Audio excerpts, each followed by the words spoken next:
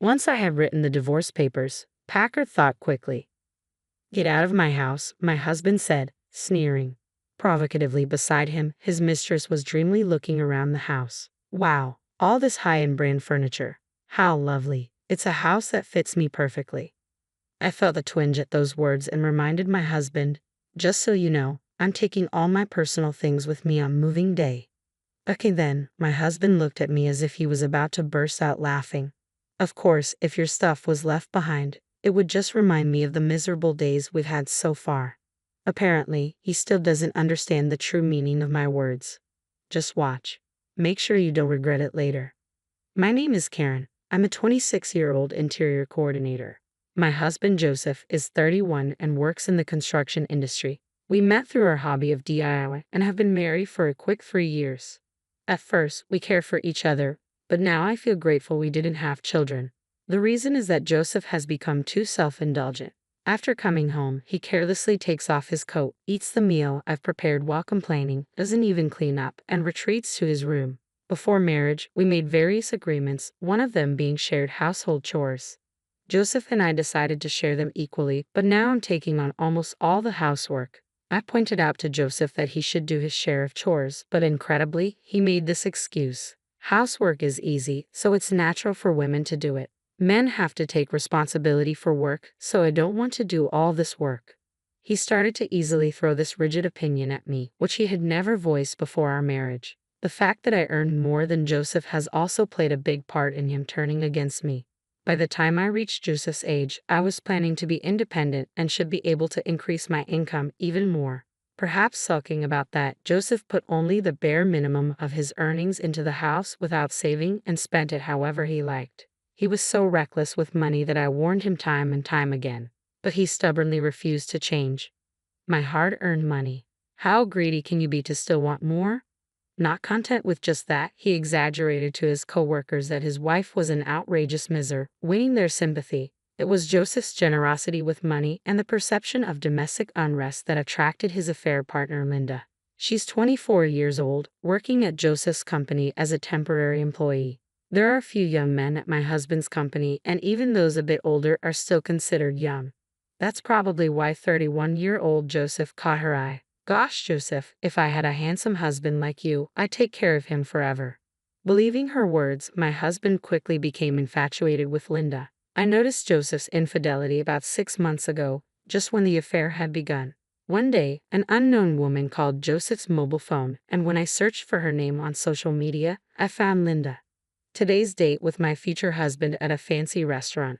I'm so nervous since it's my first time, she posted such words along with several photos of a man recognizable as Joseph. I saved all of them and also retrieved their exchanges from Joseph's mobile phone. From the dates, conversations, and information about the places they visited, there was no doubt that he was cheating. When I found out about my husband's infidelity, I was neither angry nor sad. I just felt empty. I understand that getting lectured when coming home tired isn't comfortable, but all those things were necessary for our future. Maybe it was too harsh, but to have an affair just because you're fed up with family after only 3 years? I let out a heavy sigh. Certainly, I can't afford to be down and do nothing. I've been working hard, thinking that compromise was necessary between us. But I simply couldn't tolerate the cheating anymore. I decided to divorce him. I started looking for a lawyer to end my marriage with Joseph. 1 month later, on a Saturday, I decided to bring Joseph and Linda together for a discussion. Naturally, they were shocked when I contacted Linda. They probably never thought I would find out about the affair, but perhaps out of joy for the marriage, Linda seemed really thrilled. She neither apologized nor tried to justify the affair. Instead, she immediately said, "Karen, are you really okay with his unprecedented compensation? I'm so happy." I calmly replied to her, "That's right. Joseph and I decided before our marriage not to divide our assets." At that moment, Linda held hands with Joseph and celebrated. Yes, Joseph and I had talked beforehand about what would happen if we ever divorced. In exchange for not dividing the assets, the compensation I would receive was also small. I was working too, so I didn't mind that part. But what made me angry was the complete lack of remorse for the adultery. How wonderful to live in such a stylish house filled with high-end brands. The appliances are the latest too. It's just the perfect house for me. I felt a strange sensation at those words. As I handed over the divorce papers, I confirmed something with Joseph. Even during our marriage, there's no division of the things I bought. I'm taking all my personal belongings with me. You do understand that, right, Joseph? Seemingly not understanding what I meant, Joseph paused for a moment and then spoke. It's obvious your plain clothes and bags wouldn't suit young Linda anyway. I have to buy her better things. If I leave your belongings here, they'll just be a reminder of the painful days we had together.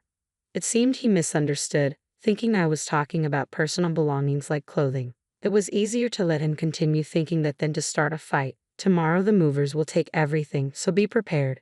The two of them were already ignoring what I was saying, looking around the house's interior. It seemed Joseph didn't understand the meaning of no division of property, but that's none of my concern. Take a good look while you can. Oh, I can't wait for tomorrow's move. The next morning, they came to see me off as if they were hurrying me to leave early. Ignoring them, I waited for the moving company's arrival. Then, right on time, a large truck arrived. The workers energetically called out to me, "Thank you for choosing us today. We have another truck waiting nearby, so please don't worry." Linda, with a clouded expression, hesitated as she approached me. "Do you have that many personal belongings?" I held back a laugh and barely managed to answer. "The house itself belongs to Joseph, but all the appliances and furniture are mine.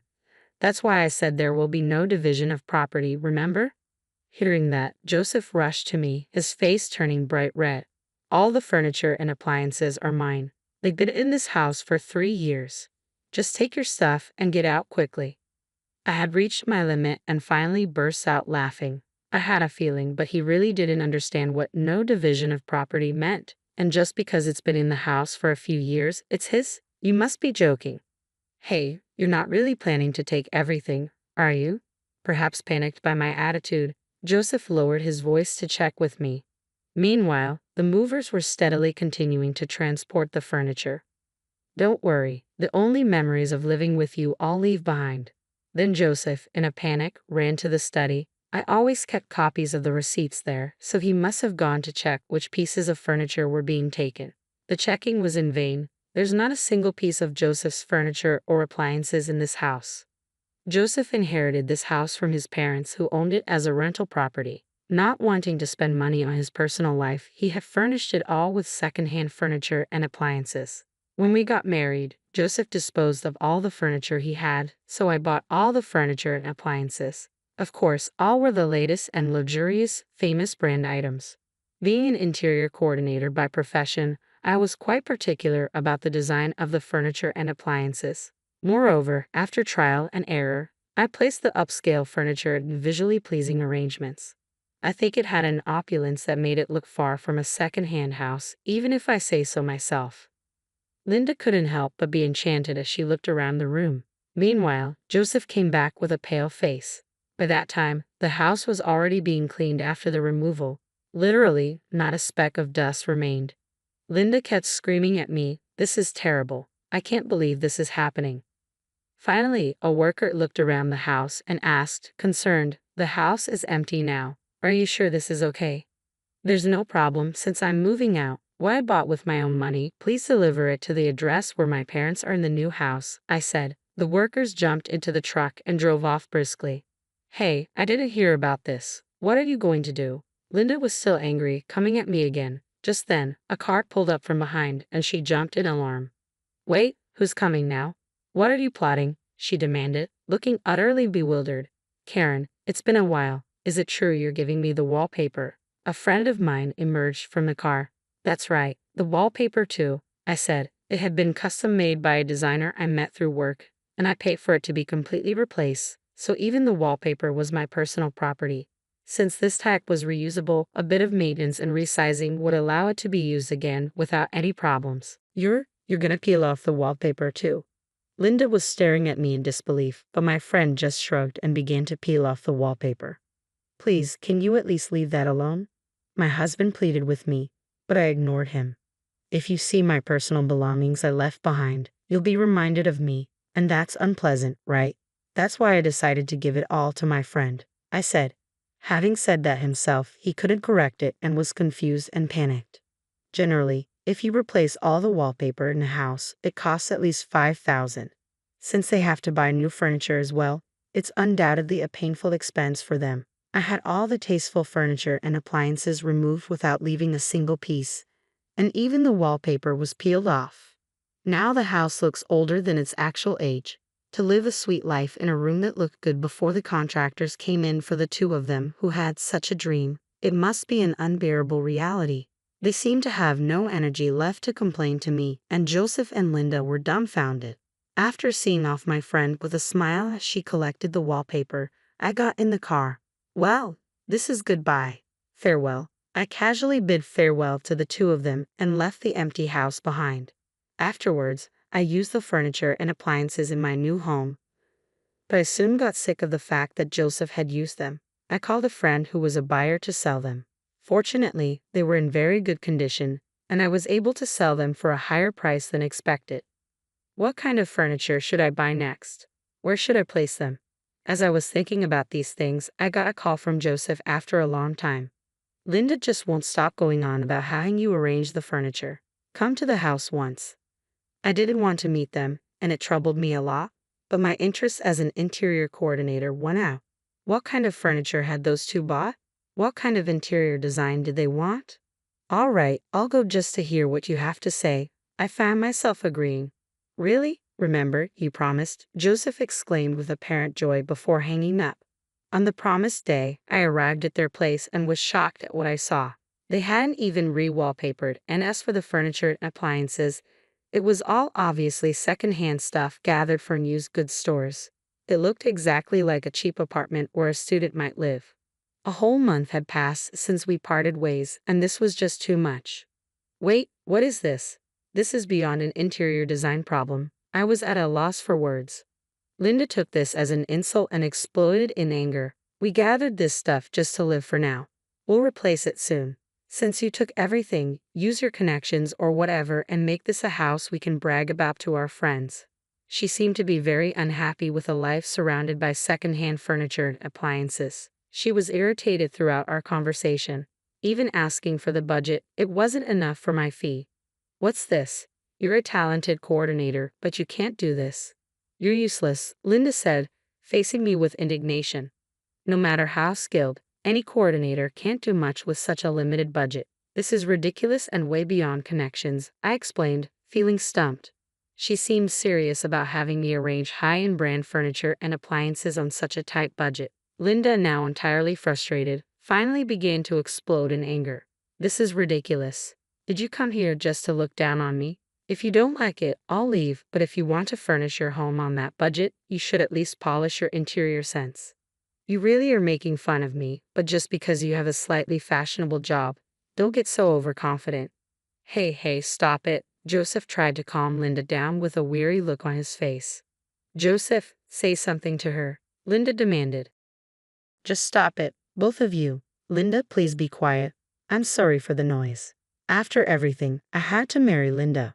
But as you can see, she's angry all the time, and it's tough every day, Joseph said, his voice weary. Apparently, after I left, they had a big fight in the now empty house. Linda had already quit her job to get married and hadn't reported the marriage to her parents, so she had nowhere to go. Joseph confessed that he married Linda solely out of compromise so she would take care of the housework. But such a marriage was bound to fail, and thus he had given up so soon. Please, Karen, help me fix our relationship again, begged Joseph. I responded, clearly annoyed. What's this? Planning to cheat on me next? No, the thing with Linda was just temporary confusion. After you left, I realized that there's no one more wonderful than you. Karen, you're not serious, are you? I suddenly realized I had raised my voice. You're the one who told me to get out of this house, right? I divorced you just like you wanted. You can't possibly expect me to change my mind now. Please, Karen, don't call me by my first name so casually. This rundown house is your chosen castle with your affair partner. You two should get along together. Wait, Karen. Ignoring Joseph's pleas, I quickly left the house. It's not worth satisfying curiosity by looking into someone else's downfall. What a life lesson, I thought to myself. Later on, I heard that Joseph and Linda begged their parents to help with the cost of purchasing furniture and appliances, but they were apparently disowned by both sets of parents. No one would help with buying furniture and appliances, let alone forgive them for marrying after an affair. So they reluctantly continued to live in that second-hand house. I can't even muster any sympathy for them anymore. It's the result of their actions. As for me, I recently met a male interior designer through work.